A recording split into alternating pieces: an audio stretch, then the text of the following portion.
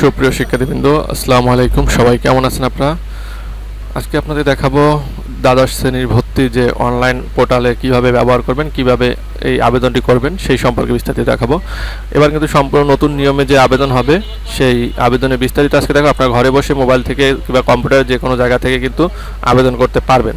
So আপনারা দেখেন, আপনারা যাবেন সর্বপ্রথম exiclassadmission.gov.bd এই ওয়েবসাইটে প্রবেশ করবেন। আমি ওয়েবসাইটটি দেখিয়ে দিচ্ছি। দেখেন, এই যে এমন একটি ওয়েবসাইট থাকবে। আমার এই ওয়েবসাইটের লিঙ্কটি আপনাদেরকে আমি ডেসক্রিপশনে দিয়ে দেবো, সেখান থেকে আপনারা দেখে নিতে পারবেন। তারপর দেখেন কি করবেন। সর্বপ্রথম দেখেন, আপনারা এখান থেকে 2024-25-এ এই ঢোকার পর ওয়েবসাইটে আপনারা সাইন ইন করবেন। দেখেন লগ ইনের নিচে আপনার কি অ্যাকাউন্ট নেই, সাইন ইন অপশনে ক্লিক করবেন। ক্লিক করার পরে দেখেন আপনার কেমন আসবে। এখানে আপনাদের কিছু ডকুমেন্ট শো করতে হবে। দেখেন, নির্বাচন করুন ধরন, এখান থেকে নির্বাচন করুন। আপনারা নির্বাচন করবেন সর্বপ্রথম দেখেন কোন বোর্ড, স্টুডেন্ট, ঠিক আছে, বোর্ড স্টুডেন্ট। আপনি বোর্ড স্টুডেন্ট, সেহেতু আপনারা দেখেন এইখান থেকে বোর্ড স্টুডেন্ট বোর্ড নির্বাচন করবেন। আপনি কোন বোর্ড? যশোর বোর্ড। পাশে সাল নির্বাচন করবেন, রেজিস্ট্রেশন নাম্বার দিবেন, রোল নাম্বার দিবেন। দেওয়ার পরে আপনাদের দেখেন এগুলো দেওয়ার পরে আপনাদের এই যে 9+2 যোগ করতে ফলাফল লিখতে হবে, 9 আর 2 11। এরপরে জমা দিন। জমা দিনের পরে দেখেন কি আসে। জমা দিনের পরে আপনার নাম আসবে, পিতার নাম আসবে, মাতার নাম আসবে, আপনার লিঙ্গ আসবে, আপনার ধর্ম, জন্ম তারিখ থাকলে থাকবে, না থাকলে আপনার দিয়ে নেবেন। এরপরে মোবাইল নাম্বার দিবেন, ঠিক আছে। ধর্ম এখান থেকে নির্বাচন করবে, জন্ম তারিখও দেওয়া থাকবে। মোবাইল নাম্বার দিবেন, মোবাইল নাম্বার নিশ্চিত করবেন, জন্ম নিবন্ধন নাম্বার দিবেন, ঠিক আছে। আপনার যে জন্ম নিবন্ধন নাম্বারটা আছে সেটি দিবেন। দেওয়ার পরে জমা দিনে ক্লিক করবেন। জমা দিনে ক্লিক করার পরে আপনাদের দেখেন ইউআইডি হচ্ছে এরকম একটি আইডি দিবে। এই আইডিটি আপনারা অবশ্যই লিখে রাখবেন, আপনার মোবাইলেও প্রেরিত হবে, অবশ্যই লিখে রাখবেন। তারপরে লগ ইনে ক্লিক করবেন।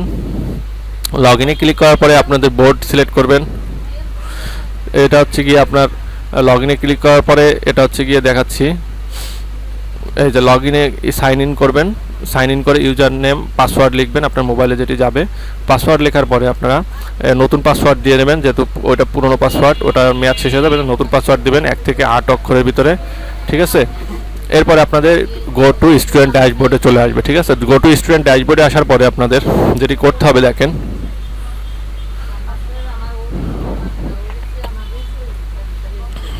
এই যে এমন একটি ইন্টারফেস আসবে।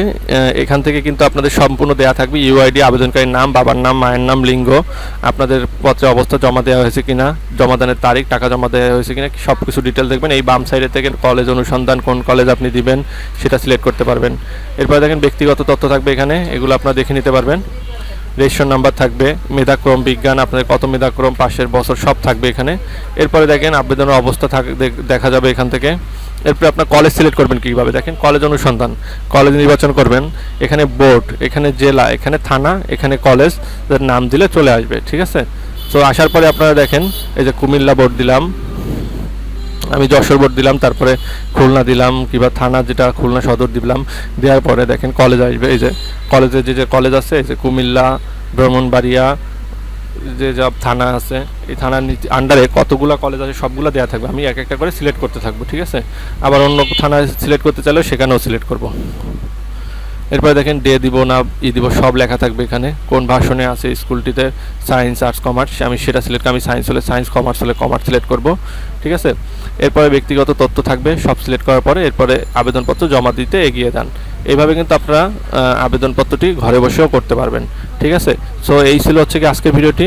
আর ভিডিওতে যদি কারো কোনো থাকে, আপনাদের কমেন্ট থাকে, সেটা আমাকে জানাবেন, আমি কিন্তু আপনাদেরকে বিস্তারিত বলে দেবো। আরেকটি কথা, যাদের কোঠা আছে কোঠাও দিতে পারবেন, এই যে কোঠায় টিক দিবেন আবেদন করার পরে, ঠিক আছে।